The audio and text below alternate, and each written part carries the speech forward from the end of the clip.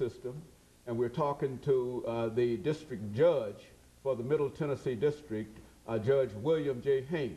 And of course, Judge Haynes, before we had our first commercial break, we indicated that we wanted you to talk about some additional things in reference to being a district judge in a real sense, and some of the things that many people might not be familiar with, and so that we can use this primarily as a teaching tool, and that's what we are concerned about this morning. Let's talk about judicial appointments. I think that all of us are familiar with these appointments being made by the president or somebody else, and et cetera, and we really don't understand the steps that are involved in it. So why don't you just sort of take us through some of the judicial appointments that you think that we ought to be familiar with, some of the efforts in terms of making a judicial appointment.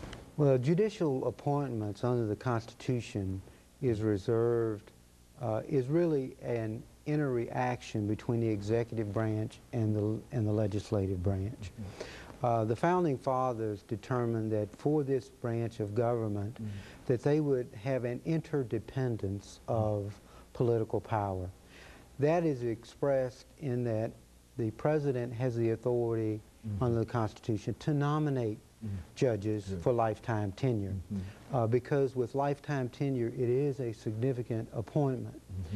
However, the Founding Fathers concluded that the United States Senate would have the authority to confirm nominees, to give advice and consent on whether this person should have a lifetime tenure.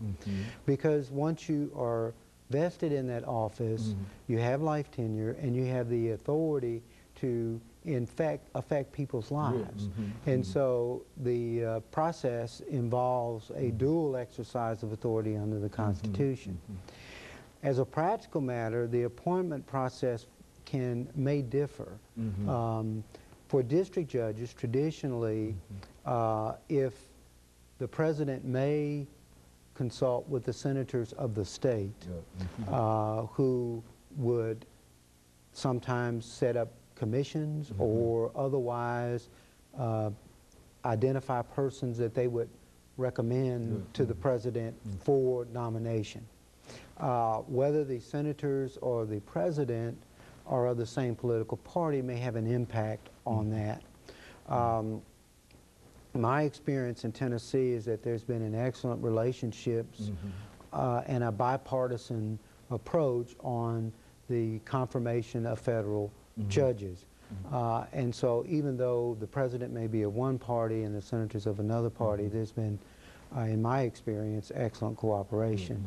I was recommended by Vice President Gore, as I mentioned, but I had the enthusiastic support of Senator Frist and Senator Thompson that was a part of the Senate confirmation process. For the Court of Appeals, that may vary according to the president. The president may defer, again, to the senators, but because courts of appeals hear matters beyond one single state. For example, I mentioned to you the Sixth Circuit hears appeals from Tennessee, Kentucky, Ohio, and Michigan. So the president may feel that the executive branch should have more of a say in who the nominee should be, although because there is the advice and consent function, the senators will, in the process, will be consulted on whoever the person is being considered for the nomination.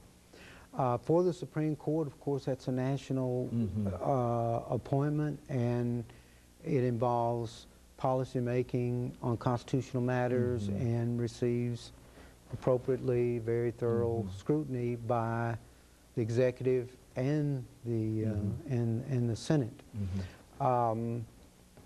So that's how, in practical terms, my experience has shown the process works. And of course, excuse me, but one of the, I would imagine, the greatest judicial appointment probably is a seat on the United States Supreme Court. Would that be a correct statement? It is it's the highest level in the judicial branch of government, and has extraordinary responsibilities and duties, and would represent a very high honor.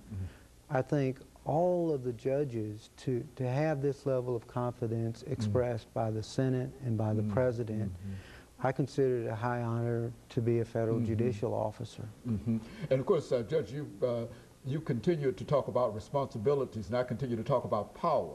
And I say that primarily because when we look at the judicial system and we see the judges making decisions and et cetera, it does seem that they exercise an awful lot of power, but you refer to that as a responsibility.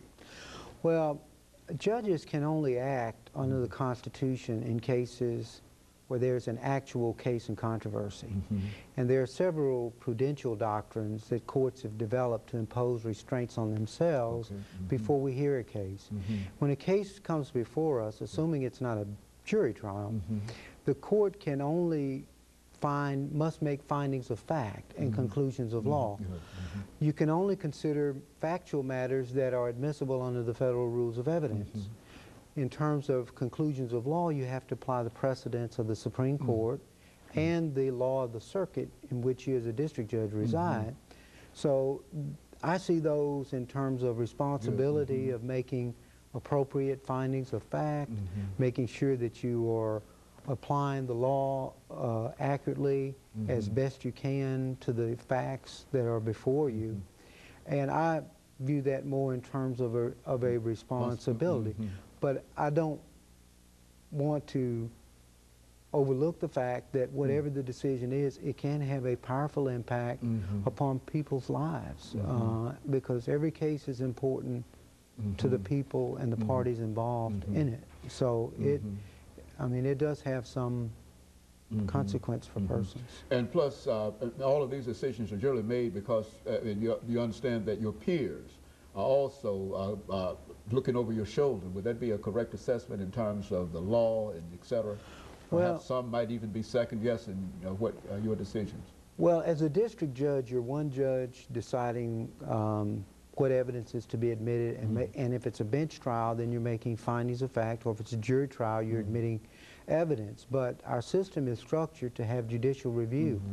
I make mistakes in ruling on, may make a mistake in ruling on evidence, may make a mistake on findings of fact, or may make a mistake on the law. So the system is structured to get at the truth and to be as correct as we can in dispositions, and that's why you have higher courts. So, but my responsibility is to exercise my independent judgment, and that's what I try to do. And I think all the district judges do. Very good. And of course, Judge, we're getting ready for our second commercial break, after which we'll come back and give you an opportunity to talk about that situation from a practical point of view in terms of some of the history of race relations in this country. All right. And we'll be back. U.S. District Judge